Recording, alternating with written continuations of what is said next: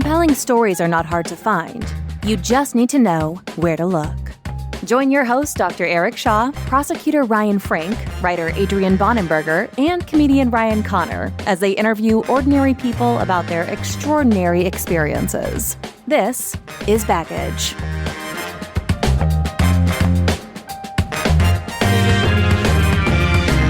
All right, and welcome to Baggage. This month we have the privilege and honor to do our first charitable collaboration. Tonight we are going to be working with the Dear Jack Foundation. I'd like to introduce Susan Wondishin. She is the Director of Operations for Dear Jack. For those of you who don't know, Dear Jack is a cancer support charity. It was founded by Andrew McMahon of Something Corporate, Andrew McMahon in the Wilderness, and Jack's Mannequin. He is in my opinion, fantastic rock star and also cancer survivor. And let's just jump right in and let Susan introduce herself. Thank you so much for having me, you guys. So I am the Director of Operations at Dear Jack Foundation. I've been with Dear Jack for almost 8 years. Dear Jack was really founded by Andrew when he moved into survivorship after his cancer diagnosis, because he really realized that in an era where cancer is one of the biggest call to action items out there for the health arena, that there's really not a lot of support for young adults going through this. And the numbers say that young adult cancer diagnoses are frighteningly on the rise. Every 6 minutes, someone between the ages of 15 and 39 is diagnosed with cancer. That equates to more than 6 times the number of pediatric patients diagnosed with cancer every year, which is nothing against. We love and support every pediatric program out there. It's just a point of reference that this is a really increasing demographic. In the last 40 years, there's been almost a 20% increase in diagnosis rates for young adults. So, and as you can imagine, between the ages of 15 and 39, all the things that are going on in your life are really huge, changing things. You are doing graduations, you're doing post-high school studies, you are starting careers, you are starting relationships, even just moving out of your parents' house for the first time. And for our program participants, all of that really gets paused, sometimes indefinitely, when they go back to real life, in air quotes. It's not the same. And, the path that they were on has irrevocably changed. So we've really worked to support AYA, adolescent and young adult cancer patients and survivors, through 3 different programs. That go diagnosis all the way through to survivorship. So we have a wish granting program called Life List for young adults who are in active treatment for cancer. We bring new participants in every quarter. They get a budget of around $1,500 to wish for something that's going to bring them joy. There aren't a lot of rules on that program, which is what makes it super fun. And no, I do not know how to get you to meet Taylor Swift. But other than that, I'm really ready to try. Then our program for AYAs anywhere in their cancer journey is we have a community offering. We have 2 virtual get-togethers every single month. They typically are more of a psychoeducational kind of lean to them.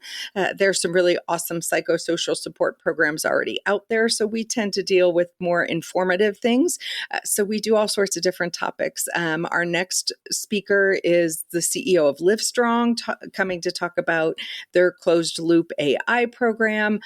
We've done nutritionists, we've done sexual health therapists, we've done LinkedIn experts. It's all over the board. Anything our AYAs need or want, we try and provide them with.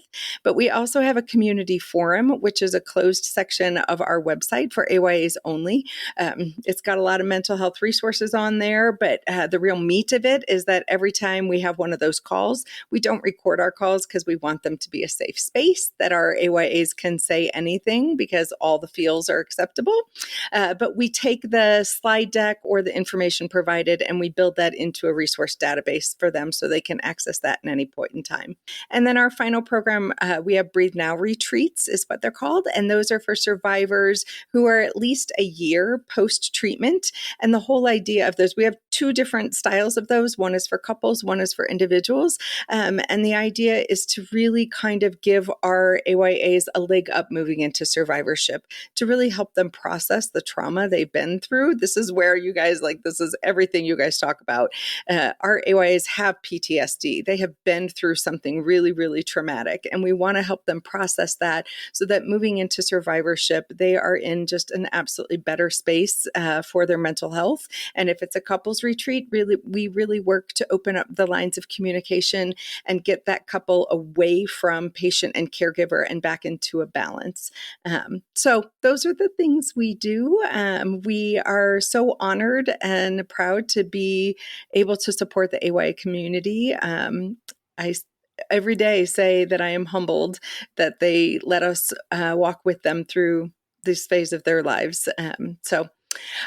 One of our very favorite program participants is Brandon, who was a part of our Life List program, and I am honored to introduce him and have him tell you his story.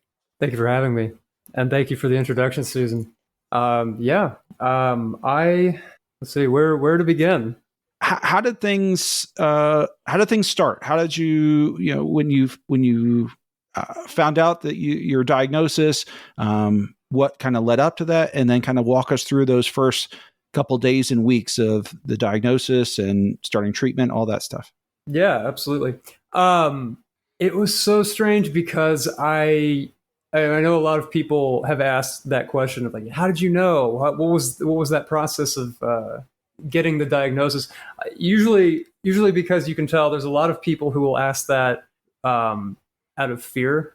They'll hear that you've gone through it, and then that will awaken this anxiety that they too might get stricken with a cancer diagnosis, and so they want to hear it from you. So you kind of take that with this grain of salt of like, I'm going to share my story, but I also know I'm going to give you this thing that you're going to think about indefinitely. Mm-hmm. Like anytime you get any symptom like this, you're going to freak out and think it's that you were reading my mind. That's exactly what I was thinking. I was like, what should I be looking for? Everyone wants to know. And so that also opens up that important disclaimer before everything we talk about, that every cancer is very different. There's a lot of things that are universal in the experience. And then there's even more layers of similarities.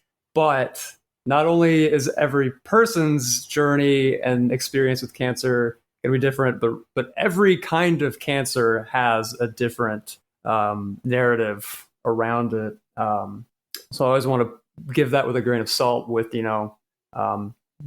if you're ever going to listen to this journey and think these are symptoms and side effects I should be looking for, that's sort of the wrong prerogative. Just stay in touch with yourself, be honest with yourself. And if anything feels weird, go to the doctor at all in any part of your body for any experience. That's the way you curb encountering getting blindsided with any big disease, is like, just stay aware of your own self. But also stay off of WebMD, because it'll make you think that everything is cancer. Oh yeah. Well, and that it's funny. That was actually there was a certain point where I was, and I'll touch on this. I'll start from the beginning. I really had never been frequently going to the doctor myself, just because I was healthy. I'd never had a lot of medical complications growing up, nor even in my early adulthood. And so I didn't really have that relationship with something strange. I'm feeling something strange. I need to go seek out medical advice.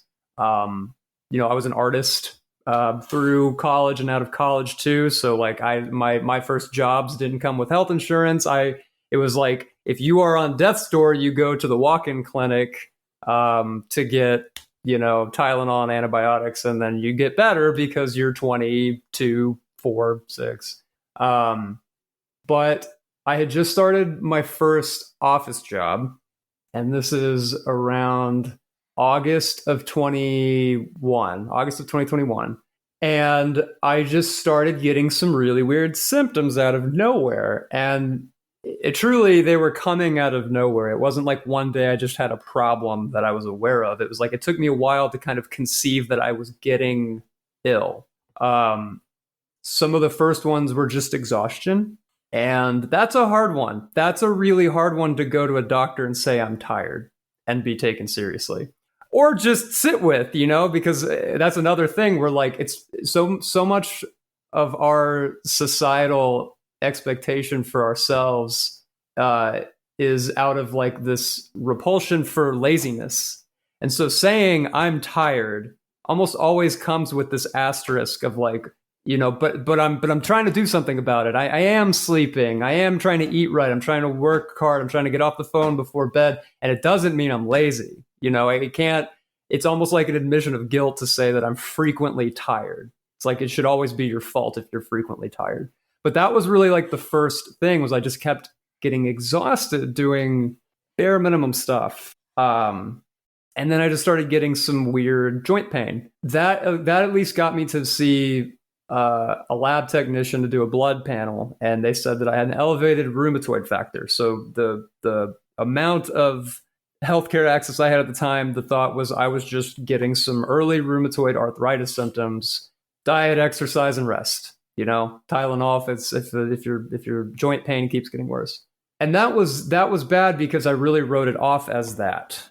I hadn't had that relationship with my body and with the medical system yet to know to advocate for yourself and fight for yourself, and know that sometimes the initial vetting process might get it wrong with whoever's seeing you.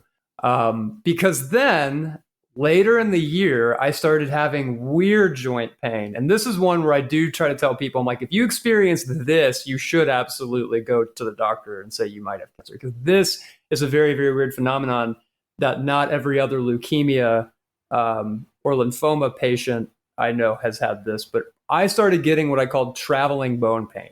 And it would be this really, really intense soreness, almost like a break, almost like that feeling of when you've broken a bone.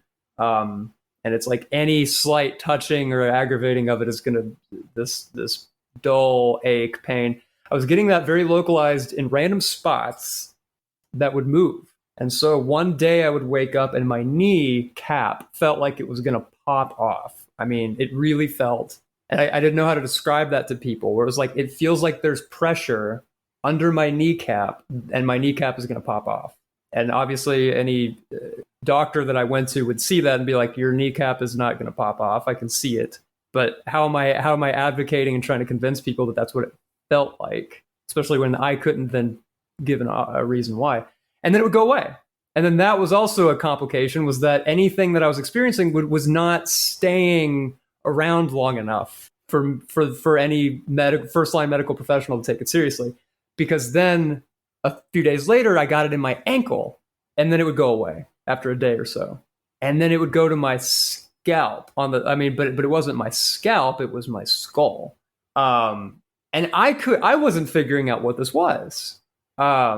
I was just chasing people saying, I guess I need to go to the dentist because my teeth hurt. I mean, I remember I went into the dentist office a few months after all this started and was begging them to take off my permanent retainer, the little wire bracket that they'd installed in my teeth. And the dentist was like, why? Like, it's not bothering you, is it? I'm like, it's bothering me. And they're like, we can adjust it. And I was like, no, you need to remove it from my mouth because I'm in tears from pain. And they're like, well, that can't be because you've had it for years. And I was like, I know it can't be. All of these symptoms can't be. I was encountering that many times, but I didn't know how to advocate other than, again, just chase these symptoms and try to treat them one at a time. Meanwhile, the can is getting kicked down the road as this goes on. So my first symptoms start in August, September of 21. And by the time something happens that I can go to the ER, it's been about 4 or 5 months. And I feel like, can we swear on this? Yeah, this is a mature show. You can say whatever you like to. I feel like dog shit for a long time, every day, all day, since this all started. But then some really significant things are happening. Like one day, my hands below, like the middle of my forearm, ballooned up like I got stung by bees. Both hands completely swollen. I went in there and they're like, did you grab an oven that's been turned on full? Like, what? They're like, I haven't seen this. And I was like, I don't know either. It's just happening. Finally, that was strange enough, coupled with the details of everything that I'd been going through for them to say, okay, we don't want to alarm you. And I feel like every person who's been diagnosed hears this expression, but like, we just want to be sure. We don't want to alarm you, but we just got to be sure. So you now have to go to the rheumatologist. We have to go to the hematologist just to be safe. Then the hematologist wants to go to the oncologist just to be safe. And at that point, yeah, you are on WebMD, sort of compulsively going through everything like, am I about to get a cancer diagnosis? And the sad thing was at this point, and I will not give the details of where I was working, but the company that I had been working for since this started was my first office job, chinos and swiping the badge to get in the building kind of like job, work issued laptop thing. They had told me they were going to let me go. This is March of 22. So this is about 6 or 7 months after I'd started. And the problem was I kept getting brought in by HR. And HR had a list of concerns, including I was pale. It seemed like I had been losing weight. Several of my coworkers had seen me sleeping in my car during my lunch break and after 5, which I was like, after 5, I can do whatever I want in my car, but whatever. And that I would go to the bathroom for extended periods of time, several times throughout the day, to a point where they were concerned that I was abusing the privilege. What they didn't know was I was going in the bathroom and just sitting down on the ground in the stall and just kind of like rocking back and forth because like my bones hurt. And I was trying to like hype myself up to go into a meeting and put this face on like I was okay. And so HR had said that they were concerned I was doing drugs, to which I was like, I feel very belittled by having to offer this, but I was like, you can drug test me. I'm not. And they're like, well, are you well? I was like, no, but I can't tell you I don't know. I've been in this months long pursuit to find out if I'm well or not, and I don't know. But all said and told, they had said, we're deciding to outsource your position to a subcontractor who covers that as part of what they're doing. So we're kind of downsizing the marketing team. We just think this is too much for you to handle. And the implications were there, that they heard me, but they did not believe me. So I remember my last day of work was March 30th, 22. And I was still on this pursuit. And at this point now I had this time frame. I was like, I'm going to try to get another job, but I'm going to lose my health insurance. And I still don't have an answer for what has been plaguing me for the last almost 6 months at this point. So I remember I told this to the oncologist that I'd seen, who was like, okay, I'm going to go ahead and just put you in for a CT scan to be sure. I don't feel like we're there yet, and I don't want to alarm you, but I hear you that this might be complicated soon by this is your last day of employment. So let's go ahead and get it scheduled for today. Come on in. I did that morning, went to work and turned my laptop in and was left and was like, I just really hope I get some answer because I don't want to start a new job and just do all of that rigmarole that I just went through at this last one. Because I felt guilty. I really was buying into this idea that like if it wasn't just showing up as if I was a drug addict and being perceived that way, I was still being perceived that way. So that doesn't make one feel good as far as a sense of self-esteem or work ethic, especially because a lot of people's self-esteems are directly tied to their work ethic. So I remember I did that. I went in, got home. It was a Friday, and I got a call from the office, and it was a Friday. And this is at about 7:30 in the evening. And I did not think the results would be back yet. And it was the tech. They were like, hi, normally the process is that we get these to somebody to interpret and see and everything. And a doctor's going to reach out to you to have a consultation with what the results look like. But she was like, I called one of the doctors after hours, and he told me it was okay to tell you this. You need to go get a bag and go to the ER right now. They're like, if you really, really have to, you can go tomorrow morning, but you cannot wait till Monday, because I'm looking at this and I see she's like, I'm not supposed to use this word, but you are riddled with cancer. So I didn't just get like the sort of like movie talk where the doctor comes in and is like, sit down. You may want to sit down for this. I'm so sorry. And then you sort of like zone out while the word cancer echoes as you stare forlornly out the window. I didn't get that. I had a tech calling me saying, you need to go to the ER right now. You have so much cancer, you're about to die. And it's crazy because for so much of that window, I think that was the point I like dissociated. Because from that phone call for months afterward, there's a lot of haze. I'm sorry again. How old were you at the time? I was 28. I just turned 28. This is such a stupid technical question. With your insurance stuff, did you have the opportunity to get like a COBRA or some sort of like supplemental insurance in between, or was it like it just dropped? I had to. Yeah, no, I had to. Okay, at least you had something there. I'm thinking worst case scenarios in my head. Yeah. What state were you in again? This is Texas. This is all taking place in Dallas, Texas. So yeah, that was. I remember trying to figure out like how do I mean, just like seconds later, feeling that like putting together, I have to go to the ER. I'm about to die, according to this person I met this morning. So then I have to like walk in the door and tell my girlfriend at the time, like, hey, you know that worst case scenario that we like haven't been addressing because we were staying so optimistic about all the. I was like, so it's not only that, but like we have to go to the ER right now. Can I ask you a question? With absolutely. You started by saying the first indicator was the rheumatoid factor was high, right? And I know that can indicate like autoimmune things, but I don't really know much about it. Is there more you can say about like what that can indicate and like where cancer usually starts and when if you have this indicator?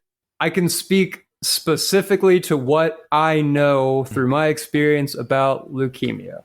Again, with that big asterisk that every cancer, every diagnosis of cancer, and every experience with cancer is a little different.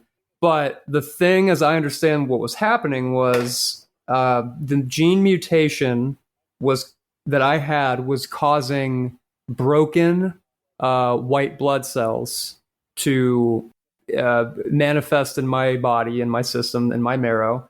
And if that happens on a occasionally level, your immune system is supposed to recognize that this white blood cell, which is obviously responsible for fighting infections in your body, this is broken, I'm going to kill it. And your immune system does. Like an infection, like any other problematic thing, your immune system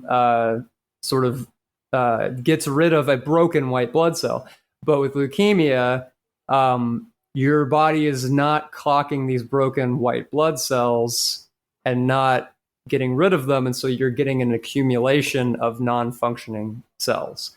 And when those would build up in parts of the bone marrow, you would sometimes elicit a inflammation response to try to address this proliferation of this inordinate amount of dead non-functioning cells. And that was where you were getting this like like you said, autoimmune like response to the accruing amount of cancerous blood cells. But yeah, it was the manifestation of it was a lot like an autoimmune condition. I remember lupus and a few other things like that were on the table as potential, like you might have this. There's a lot of overlap with these diagnoses as far as like the initial presentation. So a lot of them are fatigue, joint aches, weight loss, fevers. And so a lot of the autoimmune stuff can look very, very much like cancer and vice versa there. Yeah. Also, just thematically for young adults, this is a real problem that a lot of them encounter, that they are diagnosed with stage 3 and stage 4 cancers because it's been such a long time that their initial symptoms, no one thinks like you have knee pain. Well, you must have a sarcoma. I have a new patient now who's 19 and has a terminal diagnosis because her brain tumor she was told for months and months and months that it was anxiety and like she needed to see a therapist. So thematically, that is something we hear over and over and over again. And it's it's really impacting the survival rates for young adults and the recurrence rate for young adults because they keep having their symptoms kicked down the road like Brandon did. Dismissed. Dismissed. Yeah. I remember that first night getting into the ER and them saying, I was getting received by triage like ER nurses who are they're a different breed. They're not, the bedside manner is not the point. The like difference between life and death is the point. And so one of them came in and was like freaking out at me at one point. She's like, "You're septic. Why didn't you tell me you're septic? Like, we need to be starting a round of like antibiotic or something. And like, I would have put you on morphine and something. She's like, what did you do? Like, how do you have this infection? I was like, I don't know. I just got told to show up here. I didn't know I was septic. Also, what do you mean I'm septic? Who starts a conversation with that? Yeah, I was like, I think she saw the ER nurses. She saw something come in and assumed I'd gotten an infection from something, or I'd I don't know, left a wad of toilet paper up my nose from a nosebleed or something that would have given me septic blood. And I didn't know that. And so finally another one came in and was like, you've had untreated blood cancer for so long that 85% of your blood is cancer cells. Oof. Like, I don't know anything about cancer. I don't know anything about medicine and diagnosis percentages. As a layperson, I'm like, well, tonight's tonight, I guess. 85% of my blood. That's terrifying. 85% of your cells are blast or broken is what the one that came in and said. So she's like, you have sepsis.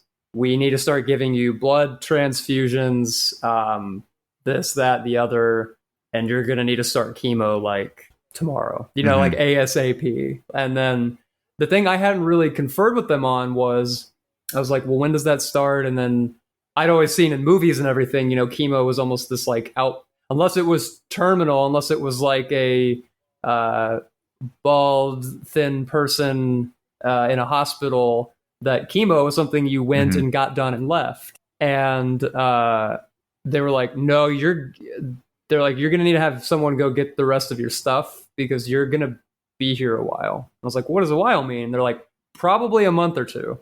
And they just told me to go to the ER. I thought I was going to the ER maybe for days or weeks, but they were like, you're going to be here a while. You're going to be here a while until we know when. In that moment, I can imagine that's incredibly terrifying. Was there any part of you that was like, now I know? Was there any kind of relief in the understanding and at least have an answer? Yeah. Part of me knew.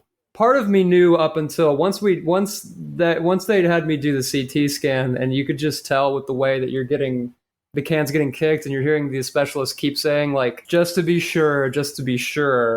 I think someone at some point had clocked that this was pretty serious, and that I needed that the suspicion was this. The funny thing was that up until the CT scan, there was two thoughts. It was either leukemia, and that was it might be cancer, but like we don't want to assume the worst, or it could be this really, really weird disease called Felty's syndrome. And it's so funny because you look at it and it's just this weird disease that got named after a physician in the 1800s or early 1900s, and all of the symptoms are that of someone with leukemia.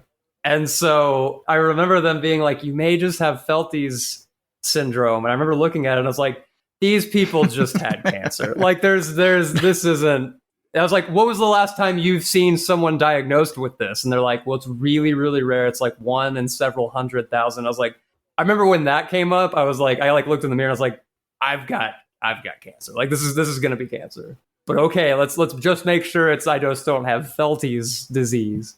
And I don't mean that to disparage. If anyone out there has legitimately been diagnosed with Felty's disease, my heart goes out to you. Yeah, you're either a guest episode on House or it's cancer.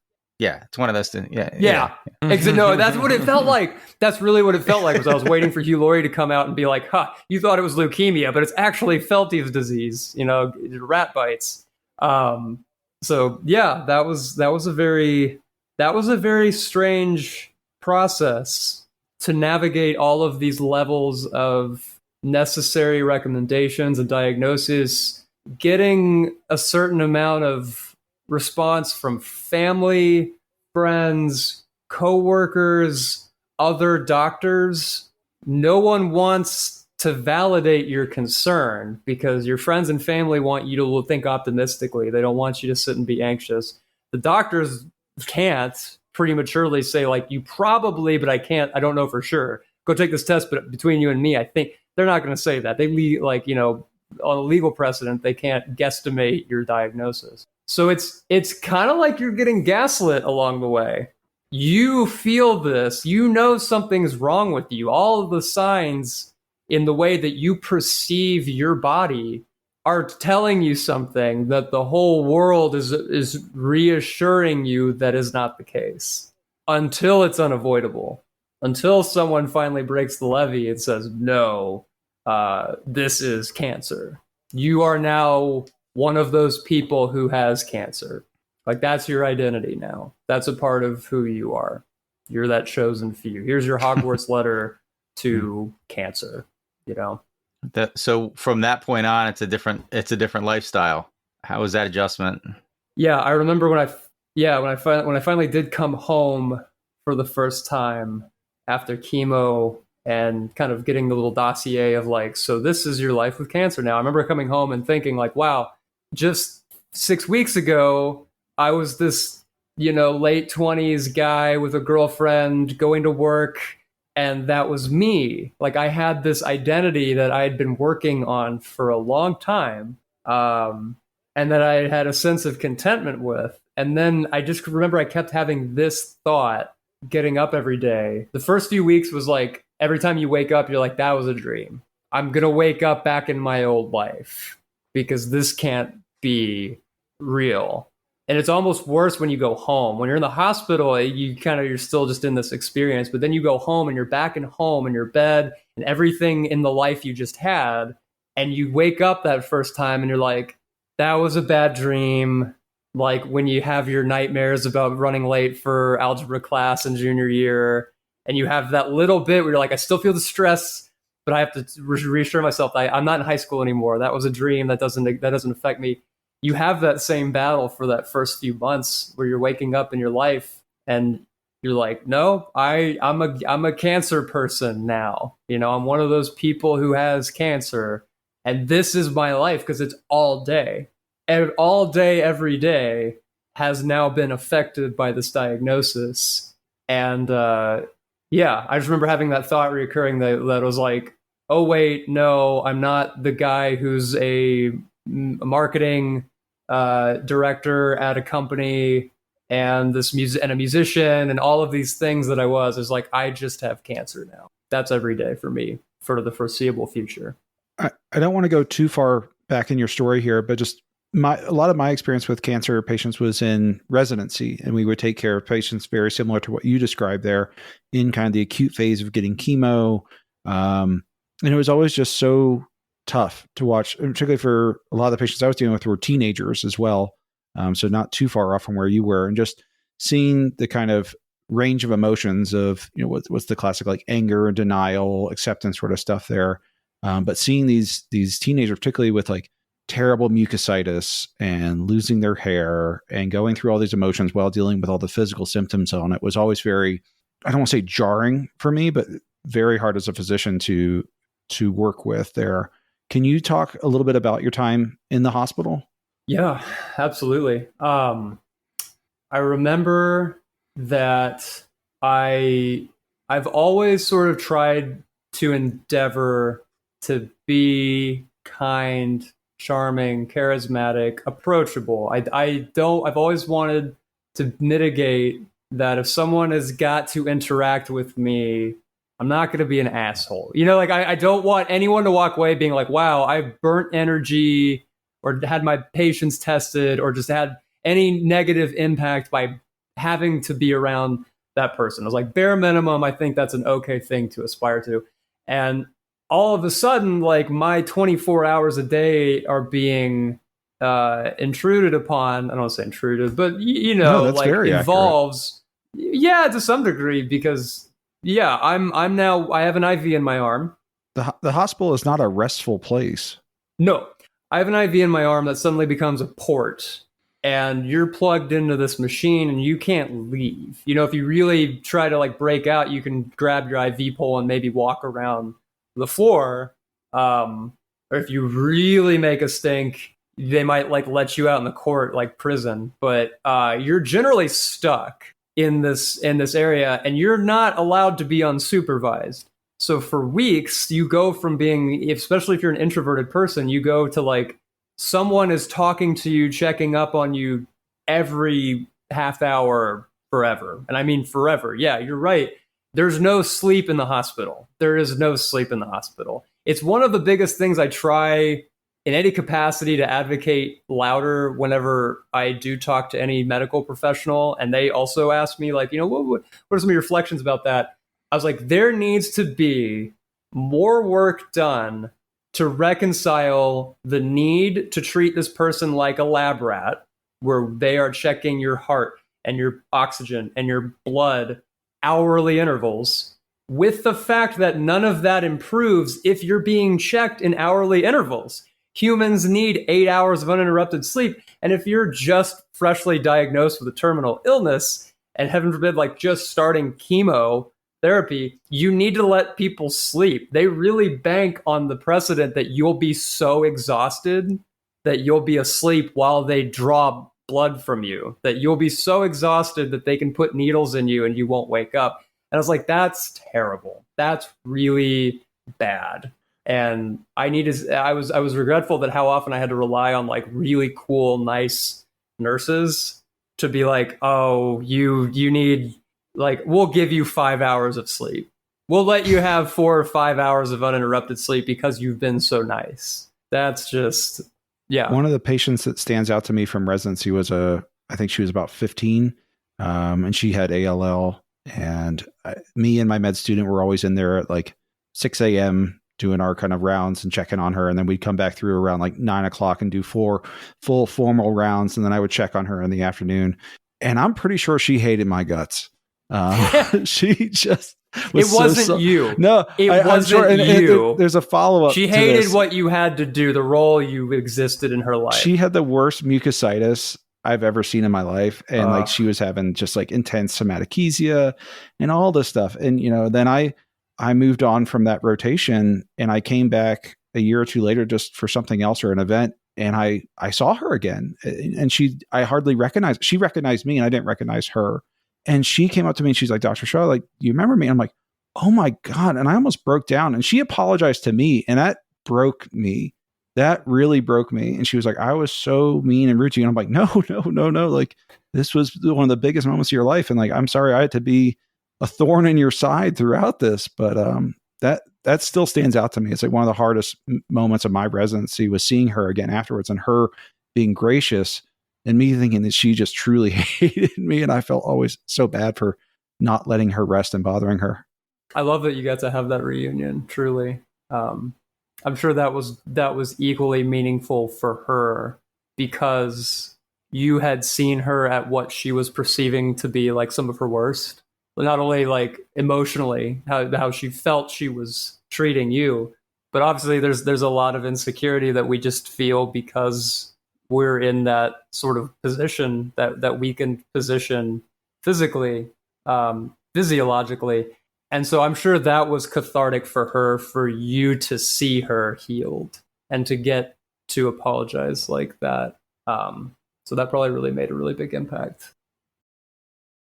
So you're out of the hospital, you're getting used to this new reality of your life. Kind of pick things up from there. So I, ever the optimist, was reading very surface level into some of this, like, here's what you can expect. And I thought the standard protocol for ALL, I had B-cell ALL, was this thing called the SHOT protocol. And it was this alternating system of chemotherapies.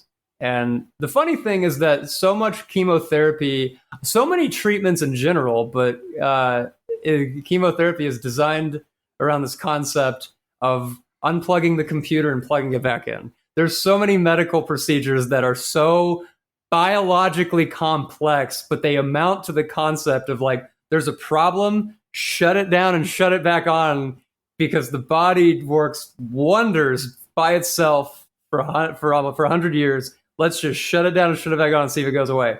So that protocol is sort of that concept of like we hit you alternatingly with these intense chemotherapies, and then we stop and we see if we've sort of retrained your immune system to catch on to these. We've either fixed the mutation, or if we haven't, I believe that the principle is that the immune system is now more trained to catch the buildup of cancer cells. And then there's some, you also hear some of them where like the medical, like the abstracts and the medical research amounts to like, we don't know why this works, it just does. We've noted enough that it keeps working, that this is what we do, but don't pry into why because we don't know.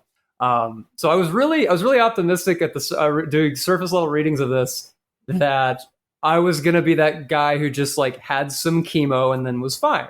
And I was even telling all my friends and my family, I was like, I'm out of the hospital now in May. So this is about May of 22. I'm like, I've just got a few more trips to the hospital, and then like we're gonna go to the beach before the end of summer. And then a few rounds in to chemo, they have collected the material they need to assess the gene rearrangement, the reason for why you have the cancer, not just the diagnosis of what cancer you have, but here we've identified what problem is happening genetically that's causing cancer cells to proliferate. And I remember that was a tough one because that was when I got told, you have a bad one. You don't just have leukemia, you've got like a really rare bad leukemia, which shattered my like optimism and like, we're just going to have some chemo and we're going to get through this. But they told me they'd identified I had what's called the MLL gene rearrangement. And there's a bunch of like subtypes when you have leukemia of the Philadelphia negative, this, that, or the other.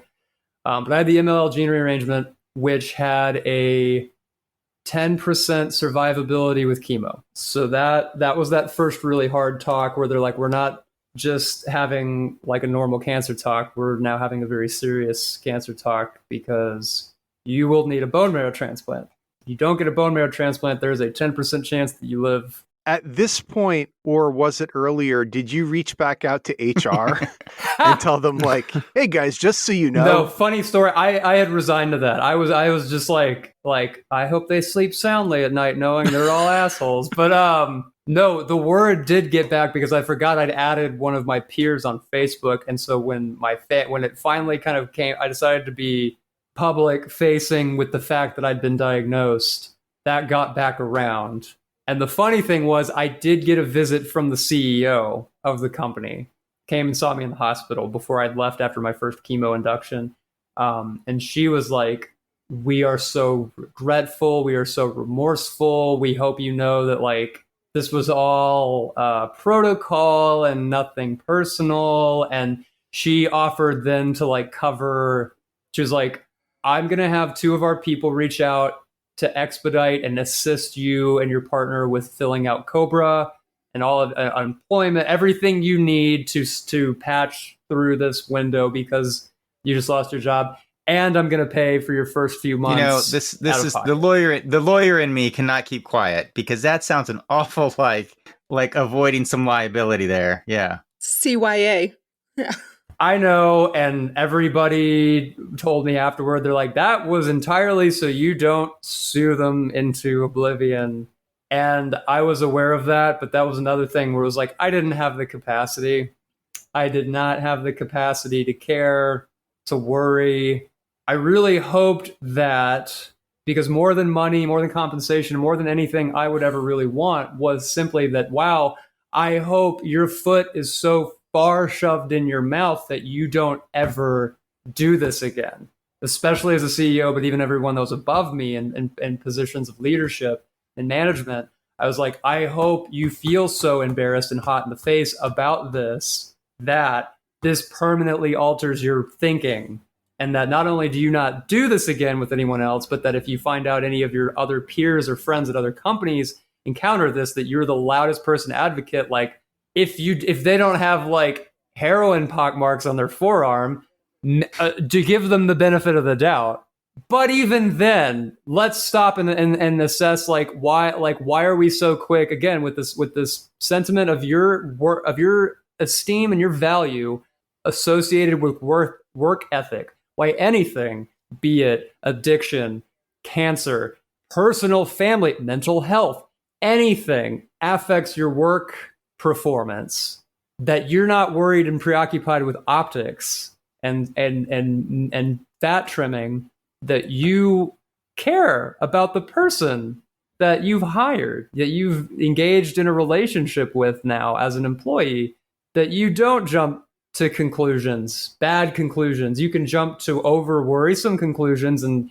do you need mental health days? I remember laughing at the thought that I loved the gesture that they had someone who was willing to jump and assist with me with the paperwork after I'd gotten diagnosed and after I'd been let go, because then the thought became that resource is there. And any of your employees could be going through any amount of crisis and putting on a brave face to show up to work, because that's what we're told to do. We're not supposed to let our home lives, our personal lives, our medical lives show up with us at work. And yet, that's where we come into these moments of crisis and we hear things like, oh, I didn't know. If only we'd known. That breaks my heart. He seemed so fine. She seemed okay. She had a smile. And I was like, well, yeah, because there's this unspoken gun to your head that you have to be fine. Otherwise, you're viewed as weak, a liability, and you're on the chopping block, because a company on the wrong side of history is going to be preoccupied with only having efficiency, prioritizing efficiency in that way. So yeah, that did make me laugh. That I was like, I love how willing you are to accommodate me now that I'm not an employee and I'm in the hospital room bald. Because yeah, I that's just that. I hope that saves face. But no, yeah, I really just wanted to make sure that everyone knew at that point. And I tried to have that conversation with her on the way out that just don't assume the worst anymore. So how long is that whole process? You get diagnosed, you get the terrible news. How long was this your world? Is it still something that you basically is part of your world now? Yeah, I would say it is. I would say there are a few kinds of cancers where if all goes well, you can close that chapter and put it on the shelf and be done with it. They even have some of the ceremonious ringing the bell things. And I remember at one point realizing somebody was just like, oh, you don't get to ring the bell. I was like, what do you mean I don't get to ring the bell?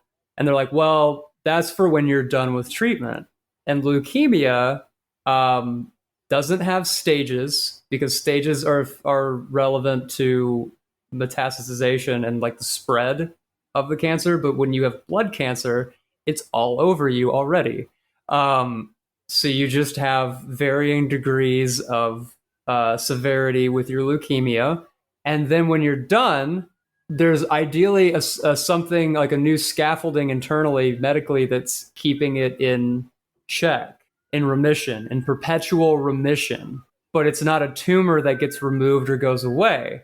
You just have a new sort of jerry-rigged internal system that's keeping you from dying from infection or building up and causing problems. So you get to use the vernacular, I'm blank years in remission, but you're never cured and you never beat it. And so you don't ring the bell. And I remember being like, that's bullshit. I was like, of course I get the one you can't beat, you can't win anecdotally. Anyway. Get your own bell. Ring your own bell in there. Everyone said, yeah, they're like, you got to find your own bells to ring. And I feel like that was also a beautiful life lesson to pick up along the way. Mm-hmm. One of the big problems with treating particularly leukemia and doing chemotherapy is it's for all intents and purposes controlled poisoning. You're killing off all these rapidly multiplying cells, which is why it hits your hair, your guts, your mouth, all these other things there too. A lot of them do long-term damage as well. And so they increase your risk for other cancers down the road. And so, yes, they might fix you now, but long term, there's constant maintenance and constant things that they're looking for. And I'd like for you to kind of go more into this too. You said you had a bone marrow transplant. That has its own set of issues that kind of come along with it too, because you now have a whole new immune system. Can you talk more about what things have looked like after that? Yeah, absolutely. So you'd asked earlier about like what the timeline was. I would say I got diagnosed April 1st. It was the greatest April Fool's Day prank. Was the official AM I got admitted and got the paperwork in with the word leukemia. I was doing the CHOP protocol of chemotherapy for about 5 months. You'd go in for a week and then take about 3 or 4 weeks off to recover. And then about the time you'd recover, you went in for another one. And then I was very fortunate to have found a 10 of 10 match, very close genetic donor for a allo stem cell transplant, bone marrow transplant. And that happened on September 9th of 22. So about 5 months after the initial diagnosis. And the urgency, because of the discovery of the MLL gene rearrangement, was there. In fact, there was a big fight with my family because I was in Dallas, Texas, and the sort of colloquial premier cancer research center is in Houston, MD Anderson. And so I had a lot of close family members who were like, you need to just do whatever it takes to go to Houston. And me and my partner at the time had to really have these intense discussions about, well, what does that look like? What that looks like is applying to get a consultation, to have my stuff transferred over there, to go through a lot of the stuff we've just gone through again, and maybe they do something different. Maybe I get a different quality of care, but maybe I do something different, and maybe not. Maybe I'm just starting this whole process over to do the same thing again, just under a different supervising team of doctors. So we brought it up with my oncologist, and he had actually worked there for a while, but then he'd been at Hutchins, Sloan. He'd been at a lot of the very big cancer centers around the country and was well regarded in the blood cancer community internationally. And he said, I would normally say, by all means, find the place that you feel the best amount of comfort with, the most trust in the team and everything. But I'm also going to give you this caveat. You are on a race against the clock because you have the ML gene rearrangement. We need to do a bone marrow transplant quickly, because to do one, we have to get the detectable amount of cancer you have to below 0% to successfully do the procedure. And your cancer is chemo resistant. So every bit of leeway you give your cancer is putting off the one procedure we know might actually save your life at this point. Your chances go from 10% survival to like 60% survival. As a quick caveat, just to add to what you're saying, your analogy of turning things on and turning things off is very apt with this one. And with the bone marrow transplant, it is the extreme turning things off. It is like, we are just going to turn your immune system absolutely 100 completely off, and not just swap your turn hard it back drive on, out. But like, yep, exactly. Yeah. That's a great analogy. Yeah. So yeah, by September 9th, I had the bone marrow transplant, and everything went great, as well as it could, except for the last problem that could have happened, which thankfully did not interfere with the bone marrow transplant itself. It just made my life a living hell. Was that the day I got the stem cell, the donor cells, which is, you receive it like a blood transfusion. You go through hell week of radiation, TBI, where they put you in the machine, and instead of targeting a tumor localized, they hit your whole body for several hours, or for about an hour twice a day for a week. And that sucks. Like that's not fun, because that's where you start to really get the like mucositis really bad. I mean, it's you're getting irradiated. You're getting, you look at like survivors from Chernobyl and like survivors from the reactor in Japan, and you start you weighing out these experiences of people who have had severe radiation poisoning, and then you're like, that's actually what I'm getting in a controlled non-lethal dose. I'm irradiating myself.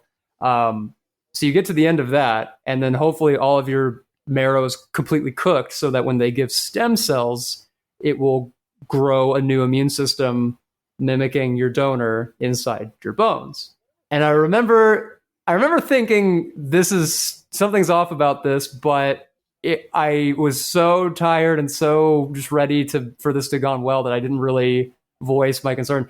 But right after I got my transplant, they came in and said, okay, you get to order off the secret special transplant recipient menu from the hospital's kitchen. And it's a nice little placard with like made out to look like a little fine dining like menu. And there's like 3 things on it. And it was like, one was surf and turf. It was lobster and steak. And I remember looking at it and being like, I don't think I'm supposed to have this per the documentation of food types I'm not allowed to have, like shellfish and red meat, not well done cooked red meat, because the option was like rare, medium, well done. I was like, I don't think I'm allowed to have that. And then they were like, well, it's your big day, so like don't tell anyone, but you can have it. And I, for some reason, was like, great, let's do it.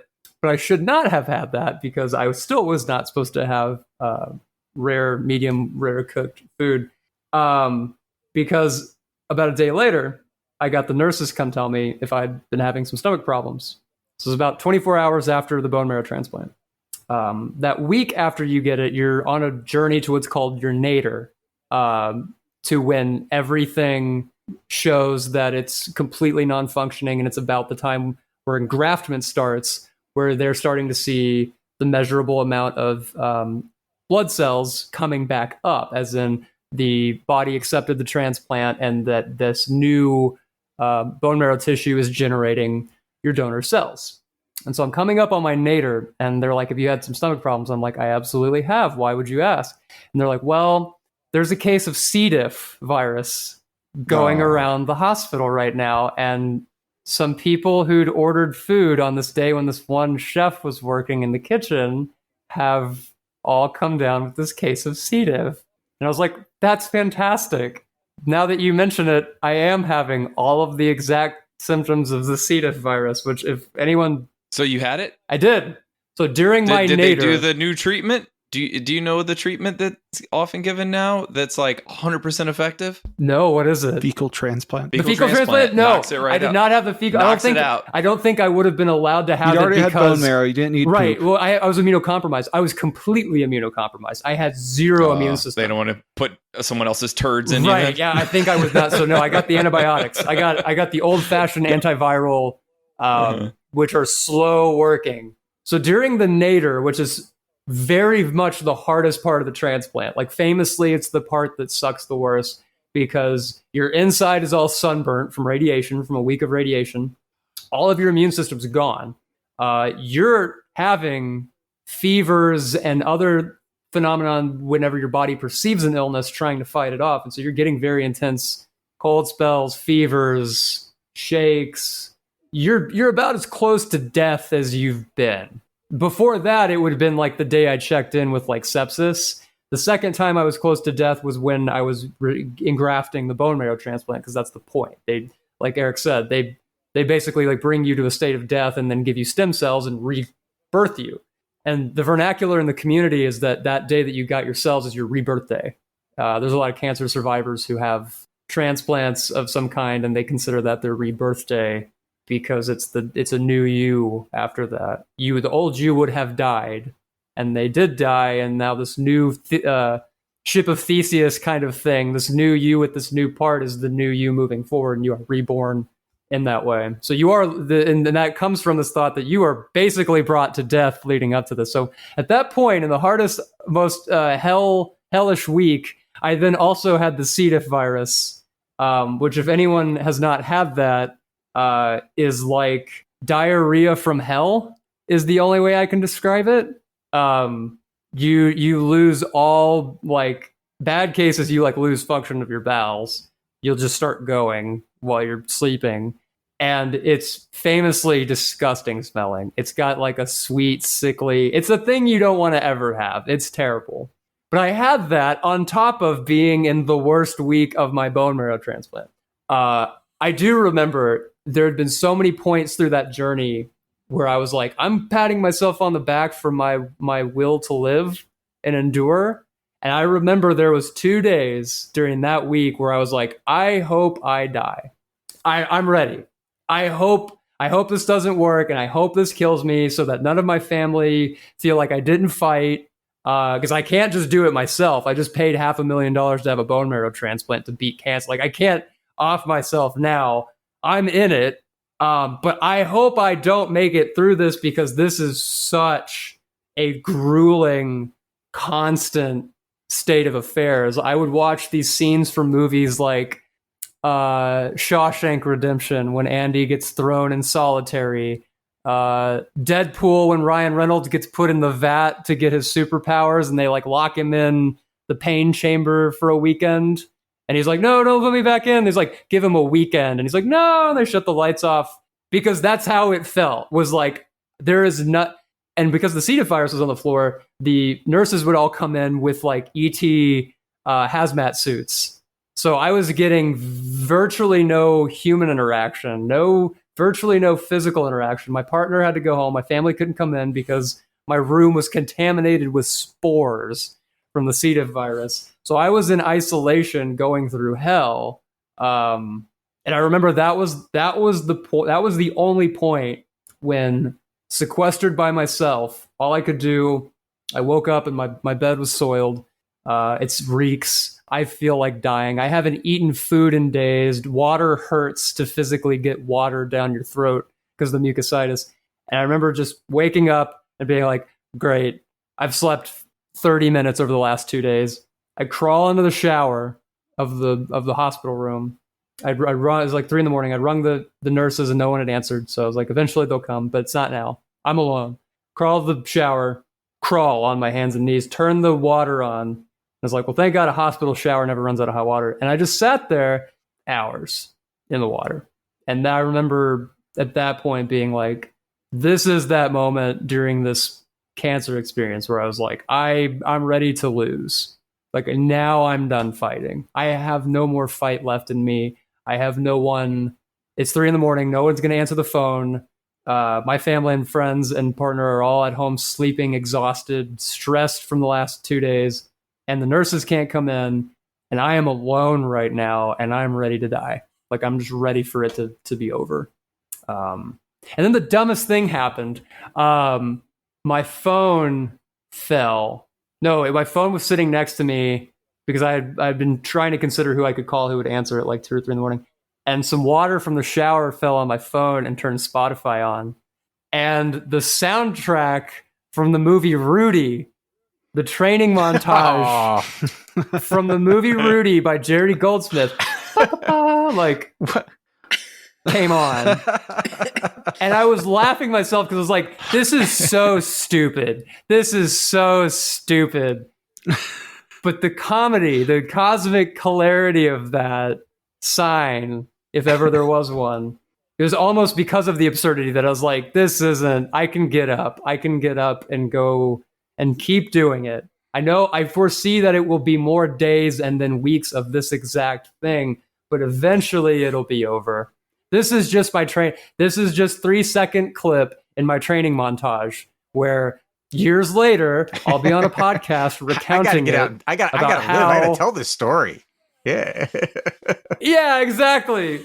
This is just part of my training montage. And so yeah, that was coming out of that. And then by October, 6 months almost exactly, I was home.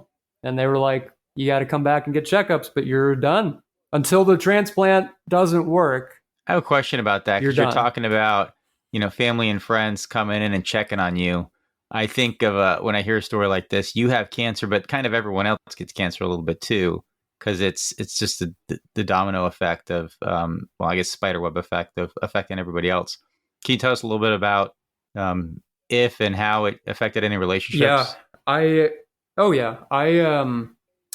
I said this a lot, and a lot of people didn't quite I think my dad kind of got it, but a lot of people didn't really understand why I would say this. But I kept telling people, anytime it would grace the topic of like, I'm so sorry this happened, I would say, I'm so glad it happened to me, because I would not have been okay if any one of you had this. I can't imagine how hard this is for you because I have something to do. I have a scab to pick at. I have actionable items to do and endure and experience. And I would be stressed into oblivion if someone close to me had to do this and I just had to watch and just experience it from the passenger seat. That would kill me inside. And I really am glad I've had this in that way where further tragedies in my life since then, it doesn't faze me. I'm calm, I'm cool, I'm collected. I know generally what to say, what to not say, when to clock the signs that someone needs me to fuck off, and when someone needs someone there but is too hurt or afraid to ask for it. It's given me so much perspective that I'm glad it came first. But I've usually tried to loudly advocate that like the hardest person that the cancer is the hardest on the person just next to the person with the diagnosis. There's that concept of I forgot what it's called. Eric, you might know this, but it's the flow of grieving. There's that graph of various nucleus of friends and family, and the concept is that there's a flow of grieving whenever a tragedy happens, where you are supposed to grieve outward and not inward, sort of by general, so that the person experiencing it can talk to their partner.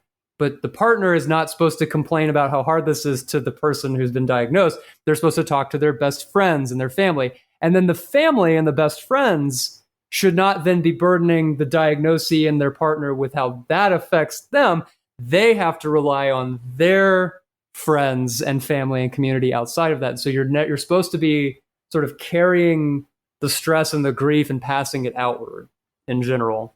But that person right next to the sort of impact zone, to the diagnosis, to the center, to the nucleus of the tragedy, is so much going through it empathetically with an indirect line outward to express their frustration, their grief, their stress. It's why I try to quickly advocate for the work that Dear Jack and Susan does with the Breathe Now retreats, but also just the community building that they do, because, the person with the diagnosis, the attention is on us, and we are constantly getting asked, what do you need? And the boyfriend, the girlfriend, the husband, the mother, the father, whoever is the de facto caregiver, is often not getting their needs inquired about. And they feel extremely guilty talking about it. How dare I be stressed?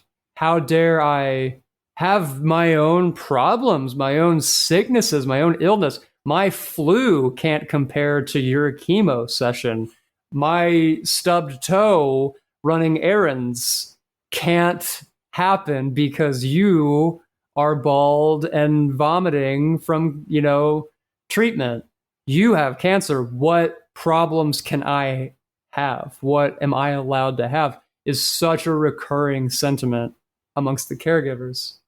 And like I said, it's tough because then that person with the diagnosis it's not their place to be the support system. You don't get to really have an equal partnership at that point. You have someone suffering and a caretaker, and the flow of grief is going outward. And that doesn't often inherently strengthen equality and bonding in the dynamic of a relationship, because it's one way. Someone is getting helped. Someone is venting and lashing out and complaining and woe is me and am I going to die? They're vomiting their trauma at the partner, and the partner can only disseminate it back outward. It's hard. Cancer is cancer on relationships. Cancer is a cancer to relationships. And I know we talked about this at one point too, but I had sort of a similar experience as you said. It was your grandparents, Eric, but I was with my girlfriend when I got diagnosed, and we'd been childhood sweethearts. We'd been on again, off again for decades. We were giving it our first real go as adults, and we were maybe 2 or 3 years into a relationship at this point when I got diagnosed. And during one of my chemo sessions, I got pushed this drug called Compazine, is what it's called. Don't ever take Compazine. It's an anti-nausea drug that a lot of hospitals have extra of because they don't make it anymore and they have an abundance of it. And it's a very effective anti-nausea drug. But in like 1 in 3 people, it causes an impending sense of doom, which is not something you want to have on the oncology floor. But they gave it to me and I was freaking out. I was running around the room trying to rip my IV out. I felt like I was going to die. I felt like I perceived that a grim reaper was about to walk in the door and and guide me away. I was freaking out, impending sense of doom. And my girlfriend was so amazing in that moment and put on some, what was it? She tried to put on something funny. She put on Seinfeld, and then I just started crying because of the incompetency of the characters in Seinfeld. The whole comedy of Seinfeld is them like angry at each other and having problems. And so when you have an impending sense of doom, I was watching this. I think like Jerry's dad was trying to get coats to Florida, and I was like, why can't he just overnight? Why is this funny to people? Why do people watch this? Just stressing at Seinfeld. And so she was like, okay, we're gonna put something else on. She put on Futurama or something, but she put on something for me to watch that was calming. King of the Hill, that's what it was. It was a calm. She identified that it needed to be destimulating content, understimulating content, and she just colored with me. We took out a pack of markers and paper, and she just kind of instinctively knew to do like art therapy with me and coaxed me through this medically induced panic attack for hours. And I remember by the time they'd finished putting my round of chemo on, I fell asleep and woke up. It was like 2 a.m. And I just reached over to the table, the bedside table, and saw a rubber band. And I just asked her if she would marry me with that rubber band, because that's all I had. But I also had that sort of like, if I'm going to go out, like I'm going to go out with this person. And that action that evening just showed how much that person was ready to commit to this journey and like this test of my endurance with me as a supporter. So yeah, that was sort of the very beginning of this, was also that relationship turned into an engagement. And all this to tie back to what we were talking earlier the relationship is not still where it was. We are no longer engaged. We did not actually end up getting married. And it was sort of like almost a bit of like an embarrassing end to what a lot of like narratives would like it to be, like a fairy tale, you know? We beat cancer and we fell in love. We have to be forever. Yeah. At what point did it fall apart? Like how far into the engagement? It was the following year. It was by the end of the following year. So we were engaged for a year after the transplant. Okay. And it was a slow progression where the adrenaline wears off. And they tell you that with a lot of things. The doctors will tell you that a lot of things, sometimes it's like car accident, terminal diagnosis, this, that, or the other. Adrenaline kicks in often to get you through traumatic experiences, and how long your body is normalizing that varies. But in all things, at some point you get through it and the adrenaline wears off. And so at some point we had gotten extremely close surviving this tragic event, but so much had been put on me, and so much of that dynamic had become me venting outward, me needing outward, me having needs from her, and having to redefine how do you have a relationship? Because, you know, like we weren't married for 50 years and I'm 70 and she's 82. And so we're just caring for, like, we're young, we're in our late 20s, and we want to have a regular relationship after this. And a regular relationship has purposeful imbalance at times, but strives for a sense of balance, of equilibrium, of supporting each other. But this precedent has been set that I am in need from this one person. And so that year navigating, how do you go back to normal? Not even normal, because we were dating before that. How do you become an equal partnership after this most trauma and tragedy was incredibly hard to navigate. It was couples therapy, individual therapy, books, reading books, talks after talks after talks, aimless talks, purposeful talks, nostalgic talks, venting frustration, all ears, just vomit what is nagging at you. And I will say that one of the things I'm always extremely grateful for, not just her sticking through that and trying to make that work, was also that she tried to make everything after that work. We both put the work in on it. And the way it kind of came to a closure was at some point I recognized you love me as a person in a way. We've known each other for years and we walked through hell together, but you're not in love and excited to do the future together. And that happens. That's normal. That's completely normal. There's a lot of people who have relationships where, it's like friends for a season, friends for a reason thing, where it's like, this was a 2, 3, 5-year relationship, but it's not meant to be forever. That's normal. The problem now is that we've engaged under this pretense that love was bigger than cancer. And so part of that conversation was like, you can't leave, can you? Because then you're the girl who left the guy with cancer. And again, that statistic is there's a lot of a stereotype of a man doing that, of a woman getting diagnosed with cancer, and then the male partner. Again, this is very heteronormative stereotyping, but statistically, it's common for heteronormative couples for a woman to get diagnosed with cancer and for a man to get overwhelmed with the caretaking role and then leave, usually for someone who's younger and not diagnosed with cancer. And so it was strange to have the roles reversed a bit, but I recognized it. I was like, you can't leave. Your heart wants to leave, but you can't. And after a while, we had to kind of address that. And so there was this conversation that then had to happen about, like, what does it mean to love someone? Does loving someone mean ownership?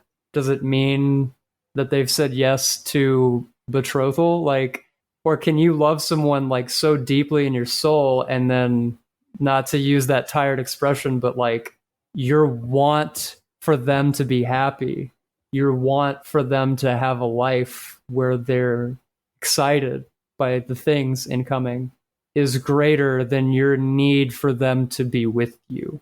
And so that kind of was where it came to a conclusion. Was it was hell, and we could not figure out how to recover the romantic relationship from cancer. But there was so much love for each other that it was either, stay in prison together, hoping to create like a false or tolerable world in this prison cell together, or just like let them go. What do you need? Do you need a new job? Do you need an apartment? Does the apartment need to be down the street? Does it need to be states away? Do you need to talk to me tomorrow? Do you need to not hear from me tomorrow? Like, what? Finally, I had to ask her, after the camera being focused on me for years now, me being the main character with the cancer, and her being, off camera managing everything as the caretaker. I finally had to be like, what do you need? And that was hard. That was really, really hard. And it was messy. The transitional process out was very messy. But I think we really endeavored to do it as amicably as you can. And that I'm thankful for everything we went through, because that was where that foundational love still existed, because we trauma bonded in that way through everything, that like, even when we were so mad at each other, like we could never truly wish ill for each other, because we just dedicated our whole lives to getting through like life or death tragedy. Man. Yeah.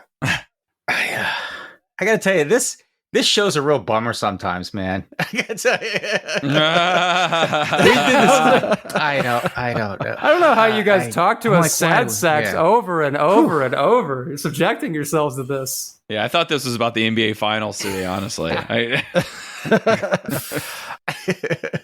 So Brandon, on that note, thank you for sharing all of that. That was a hard conversation, but truly heartfelt. I know you're not at the end of your journey here. I know you have a lot more in front of you, but thank you for coming on our show.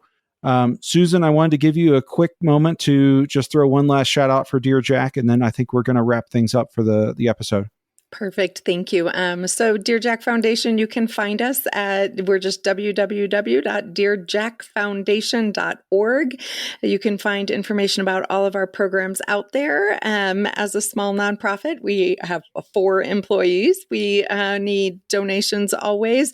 But the most important thing to us is to please let any young adult that you know that is going through a cancer journey, or any co-survivor, caregiver, parent, anybody like that, we are here to support them. So please send them our way, because that is what we are made to do. And we would love to bring them into the Dear Jack family and give them support. Very good. Thank you so much. Ryan, do you have anything to plug? I'm on the road a ton.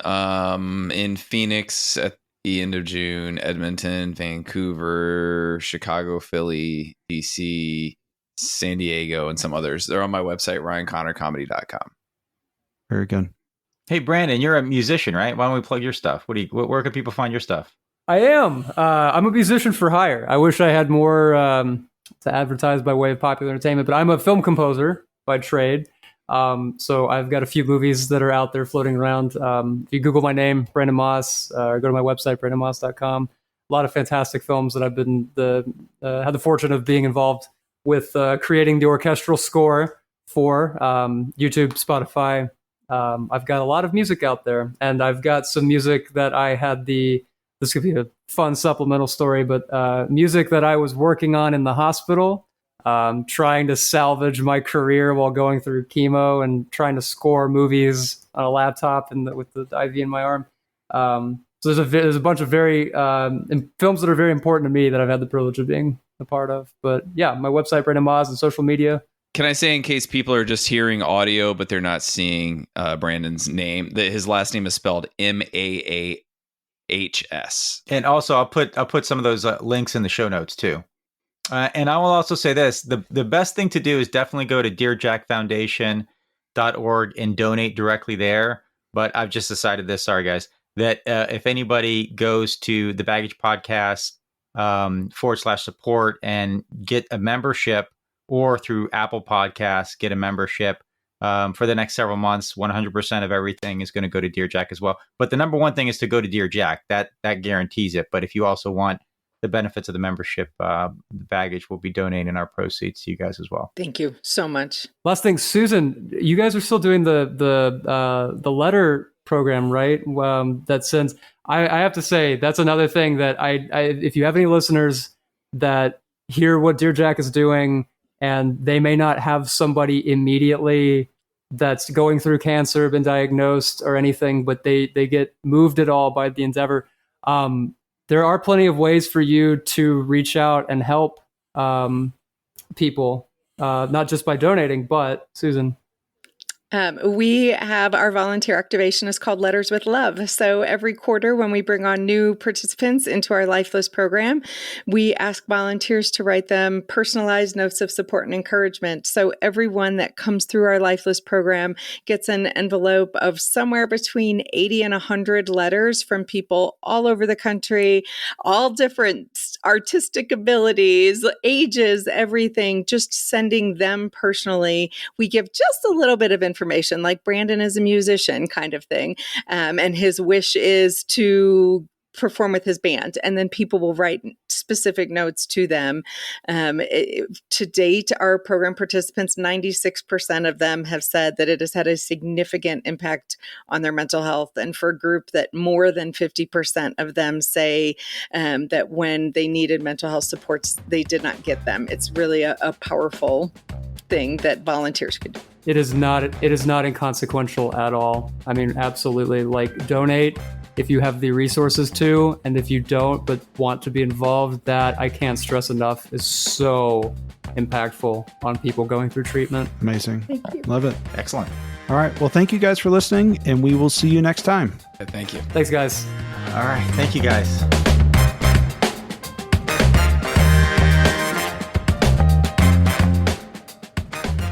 Music for Baggage provided by Quincy Ledbetter. You can find his stuff at qledbetter.com. Graphics provided by Megan Weaver. You can find her at meganweaverart.com. Special thanks to our premium members for their support. You can become a premium member by clicking subscribe in your Apple Podcast app or by visiting thebaggagepodcast.com/support to sign up or to gift a membership to someone. A percentage of all proceeds go to charity. If you have any questions, comments, or a good story to share, please email us at thebaggagepodcast@gmail.com.